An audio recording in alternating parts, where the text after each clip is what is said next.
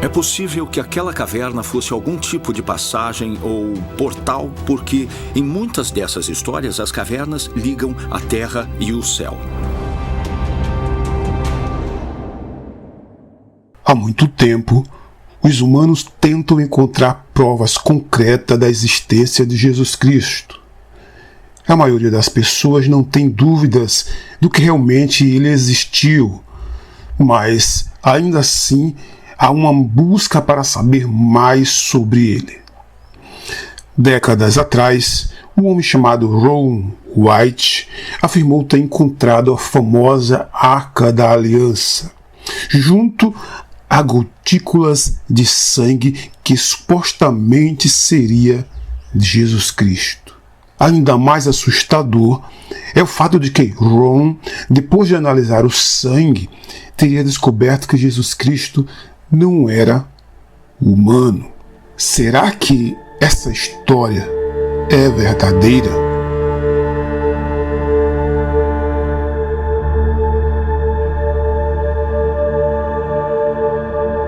Eu me chamo Quirino Pinheiro e você é muito bem-vindo ao canal Verdade Secreta.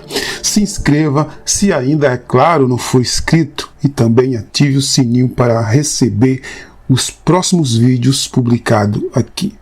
Voltando ao assunto. E se for verdade? No ano de 1980, Ron White localizou que para ele parecia ser um local da crucificação de Jesus Cristo.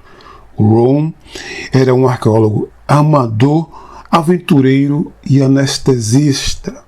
Ele encontra um lugar em Jerusalém que ele acredita ter sido o local onde Jesus Cristo foi crucificado. No chão havia uma rachadura que para Ron era mesmo a rachadura citada por Mateus, que diz que as rochas se rasgaram de tristeza pela morte de Jesus. Ao cavarem ao local, o aspirante arqueólogo e sua equipe encontraram uma rede de cavernas antigas.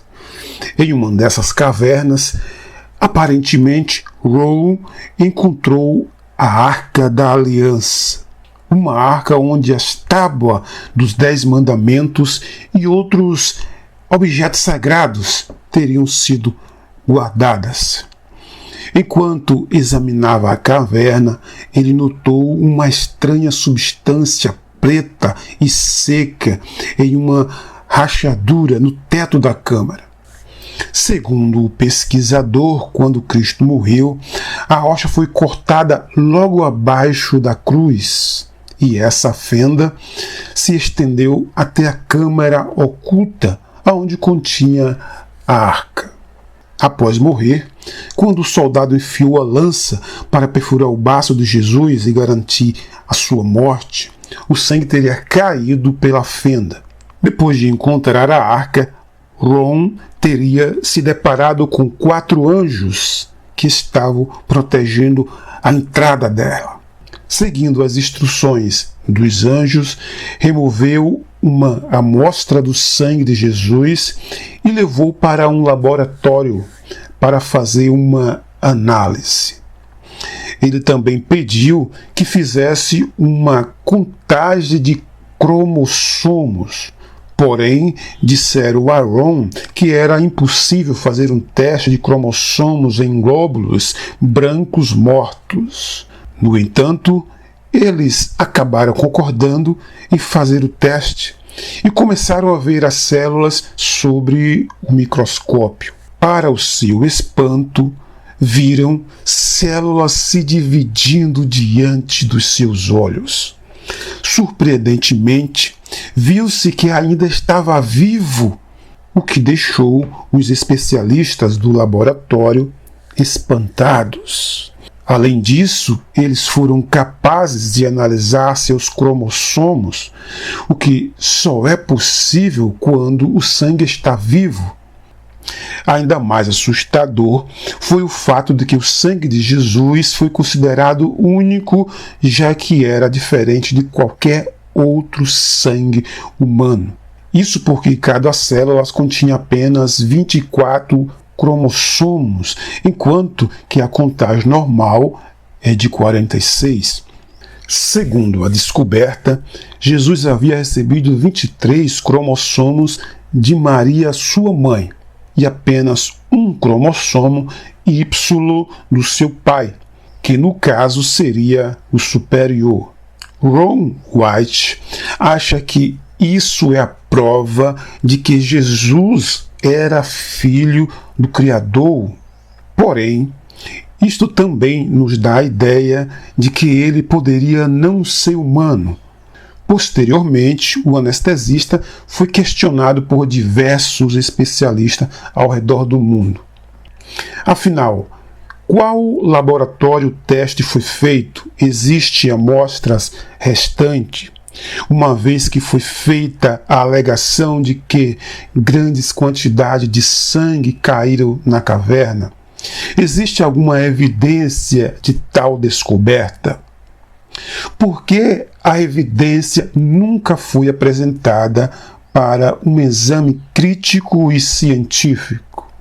Uma das explicações foi de que as autoridades israelenses não queriam que a história fosse divulgada, porque a localização da Arca da Aliança é muito próxima de um dos locais mais sagrados do Islã. Com isso, o anúncio poderia gerar um conflito violento entre os judeus e muçulmanos. Ele também afirmou que um dos anjos que fazia a guarda da Arca da Aliança proibiu de fornecer detalhes acerca da descoberta com justificativa de que isso seria perigoso. Apesar dessa ideia parecer tanto maluca, existe muita gente que acredita que sim, Jesus era extraterrestre. Em 1954, George King, um taxista londrino, supostamente recebeu uma comunicação telepática de uma inteligência extraterrestre chamado Mestre Aetherius. A mensagem entregue pelo planeta Vênus dizia que ele seria a voz do parlamento interplanetário. E foi apenas a primeira de muitas mensagens que ele recebeu ao longo da sua vida.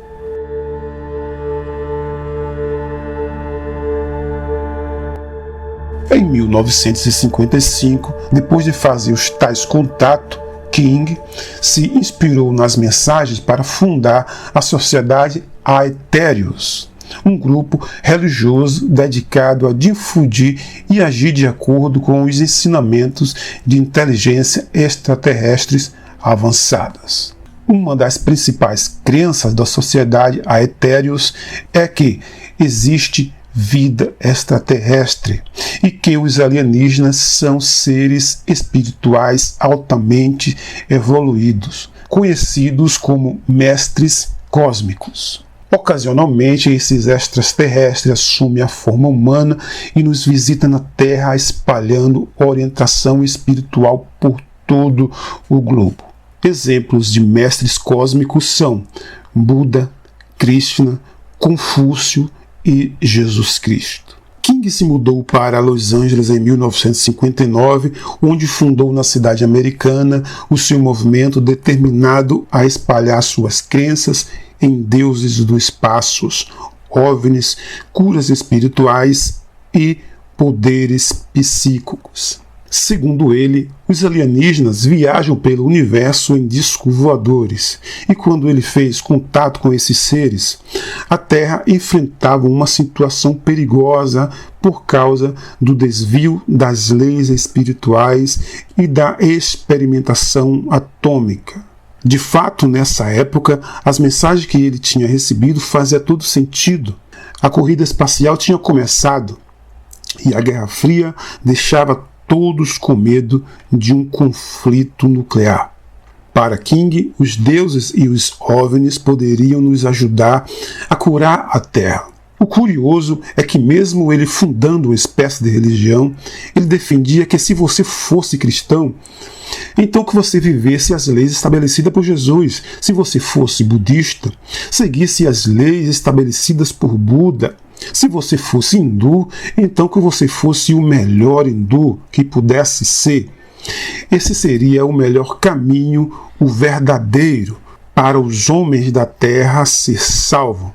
Ou seja, apesar de afirmar que tinha feito contato com deuses extraterrestres, ele não encorajava as pessoas a deixarem as suas religiões. Ele morreu em 1997 e desde então a sociedade Aetherius continua viva, mantendo filiais em 11 países ao redor do mundo.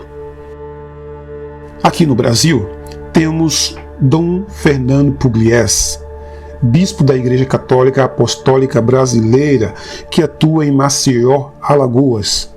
Ele acredita piamente que Cristo era um extraterrestre. Dom Pugliese se formou em filosofia pela Universidade Gregoriana de Roma, na Itália.